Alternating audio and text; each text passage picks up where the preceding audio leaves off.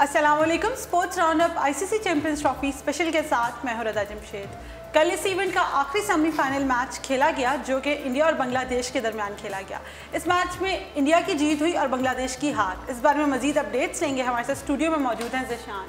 जी ज़िशान, के क्या अपडेट्स हैं कल के मैच की? कल आखिरी सेमीफाइनल था, उसमें इंडिया ने बहुत अच्छा परफॉर्म किया। जी रिदा, जो कल बांग्लादेश और इंडिया का सेमीफाइनल हुआ उसमें उम्मीद तो थी कि इंडिया काफ़ी आराम से ये मैच जीत जाएगा, लेकिन बांग्लादेश ने बैटिंग तो काफ़ी अच्छी की और 266 रन का हदफ इंडिया को दिया, लेकिन उनकी बॉलिंग कुछ खास नहीं कर पाई और यही एक्सपेक्ट कर रहे थे कि इंडिया के जो बैट्समैन हैं वो बांग्लादेश के बॉलर्स के लिए कोई तरमारा तो साबित नहीं होंगे। इनके जो बैट्समैन हैं वो काफ़ी अच्छे हैं और यही हुआ। कल के जो इंडिया के बैट्समैनों ने बहुत आसानी के साथ ये हदफ हासिल कर दिया।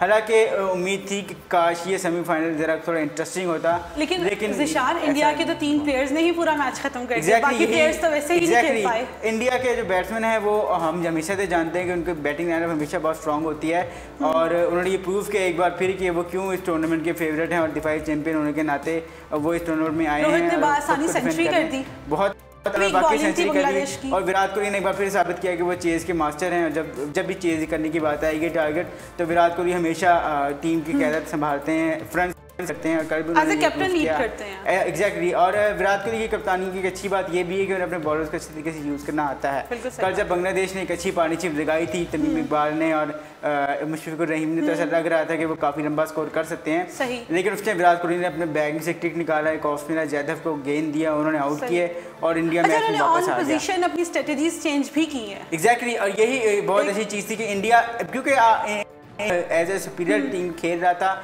तो इंडिया ने वही प्रूव की कि क्यों वो नंबर 2 टीम है दुनिया की, नंबर 3 से वो नंबर 2 पे गए हैं। उन्होंने ये प्रूव किया कि वो किसी नंबर 2 टीम है दुनिया की और वो क्यों ये चैंपियंस ट्रॉफी जीतने के फेवरेट, सबसे ज़्यादा फेवरेट ऑब्वियसली वही हैं। तो वो ये प्रूव कर रहे थे कल कि वो क्यों इस टूर्नामेंट में एज ए फेवरेट आए थे और जिस तरह की उन्होंने क्रिकेट इस टूर्नामेंट में खेली है सिवाय श्रीलंका के मैच के, उन्होंने हर मैच में अपनी जो दूसरी टीम है उसको आउट क्रॉस किया है और किसी टीम उनके सामने नहीं टिक पाई। साउथ अफ्रीका के मैच में हमने देखा था कि साउथ अफ्रीका की टीम गो के ख़राब खेली थी, लेकिन इंडिया की बॉलिंग बहुत अच्छी थी इस मैच में भी और उसके बाद जो बैटिंग थी वो तो आउट क्लास उन्होंने कर दिया था साउथ अफ्रीका को।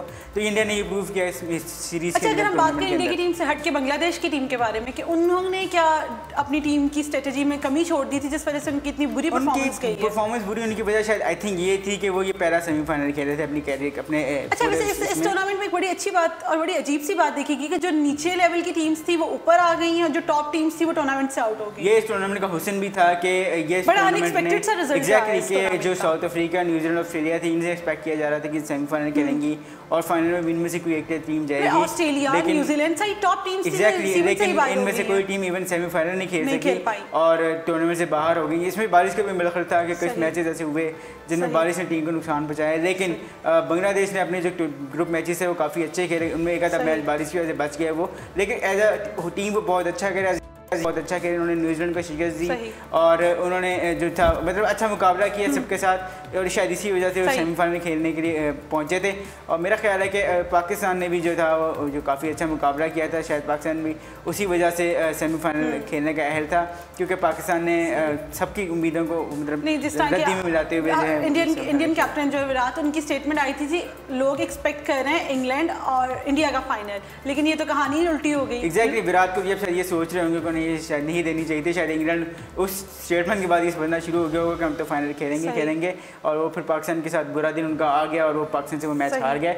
और अब विराट कोहली जो है वो यही सोच रहे होंगे कि किस तरह पाकिस्तान के बॉलर से निपटना है, क्योंकि पाकिस्तान के बॉलर्स बहुत अच्छी फॉर्म में, हसन अली पीछे पूरा टूर्नामेंट हाईएस्ट विकेट टेकर है इस टाइम, जुनैद खान जब से टीम में वापस आए हैं विकेटों पर विकेट लिए जा रहे हैं और रुमान लेस जब कल मैच अपना खेले थे बहुत अच्छी बॉलिंग की उन्होंने। अगर उनकी जगह मोहम्मद आमिर वापस आते हैं तो ये बहुत अच्छा इजाफा होगा क्योंकि ज़ाहिर मोहम्मद आमिर एक्सपीरियंस प्लेयर और बड़े मैच के अंदर आपको एक्सपीरियंस प्लेयर की जरूरत होती है।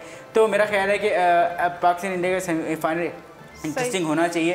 हालांकि इंडिया की टीम हैंड्स आउट फेवरेट होगी इस मैच के लिए, लेकिन पाकिस्तानी टीम को हम ये कह सकते हैं कि वो वीक टीम नहीं रही, उसने अपने आप को प्रूव किया कि 1 नंबर की टीम फाइनल खेल रही है, तो बहुत बड़ी बात है। पाकिस्तान की टीम ने ये तो प्रूव कर दिया है कि अगर टैलेंट आप में बहुत ज़्यादा नहीं है तभी कॉन्फिडेंस होना चाहिए, तभी हार्ड वर्क के जरिए और डेडिकेशन के जरिए आप वो रिजल्ट हासिल कर सकते हैं जो आपसे एक्सपेक्ट नहीं किए जाते।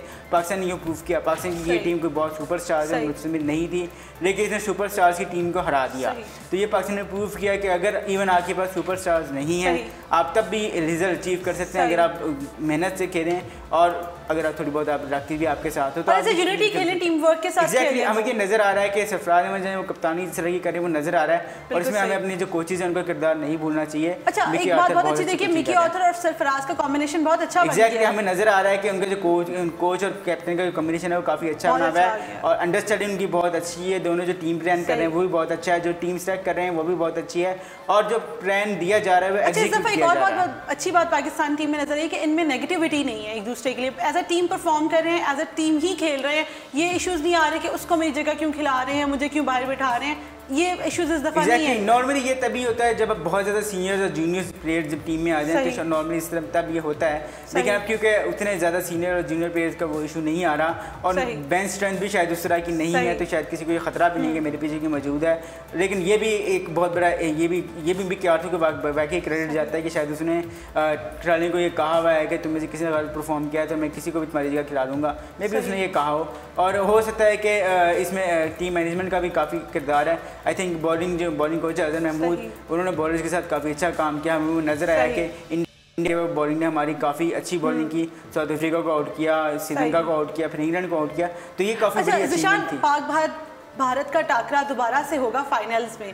इस फाइनल से कबल ही बहुत अजीब और गरीब किस्म की स्टेटमेंट्स भी आ रही हैं। इसी तरह एक हमारे Pakistani ex I guess captain थे, उन्होंने हम एक स्टेटमेंट दी, आमिर सुहैल ने बहुत नेगेटिव स्टेटमेंट दी है एग्जैक्टली पाकिस्तानी टीम को लेके एज अ पाकिस्तानी होने के बावजूद उन्होंने दी नेगेटिव स्टेटमेंट। जज्बात में बह गए थे या क्या इशू हुआ था मैं नहीं जानता बाहर, लेकिन बाहर उनको ये स्टेटमेंट नहीं देनी चाहिए थी कि पाकिस्तानियों को मैच जितवाए जा रहे हैं और ये मतलब हमें पता है कि ये कहाँ से ये नहीं करना चाहिए था उनको, क्योंकि अब तो नजर आ रहा है कि इंडियन मीडिया जो वो भी इसको काफी उछाल के पेश कर रहा है। वो ये और ऐसा नहीं है, दोनों टीम्स मुकाबला करके फाइनल में आई है, किसी टीम ने कम परफॉर्म नहीं किया कि जिसमें मैच फिक्सिंग आ गई है। किसी से नाराज हैं शायद उन्होंने इस वजह से स्टेटमेंट दिए, ये क्या इशू है उनका। उनकी स्टेटमेंट की वजह से इंडियन मीडिया और इंडियन जितने भी क्रिकेटर्स हैं उन्होंने बड़े नेगेटिव कमेंट्स देने शुरू कर दिए। इंडियन मीडिया तो हमेशा पाकिस्तान के खिलाफ जो भी बात होगी उसको उछाल बढ़ा चढ़ा के ही पेश करेगा, तो ये हमारे क्रिकेटर्स को सोचना चाहिए कि हम ऐसी स्टेटमेंट्स ना दें कि फैसला अभी फाइनल्स में हो ही जाएगा कौन सी टीम स्ट्रांग है कौन सी नहीं। ऑब्वियसली हम चाहेंगे पाकिस्तान जीते और हमारी स्पोर्ट्स सारी पाकिस्तान के साथ ही है और हम उम्मीद करते हैं कि वो जीते। हम तो चाहेंगे पाकिस्तान चैंपियंस ट्रॉफी घर लेके आए, इंशाल्लाह ईद का तोहफा मिले हमें,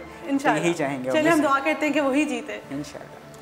जी नाज़रीन, तो ये था आज का स्पोर्ट्स राउंड अप। कल फिर हाजिर होंगे एक नए मैच के साथ। देखते रहिए उर्दू पॉइंट।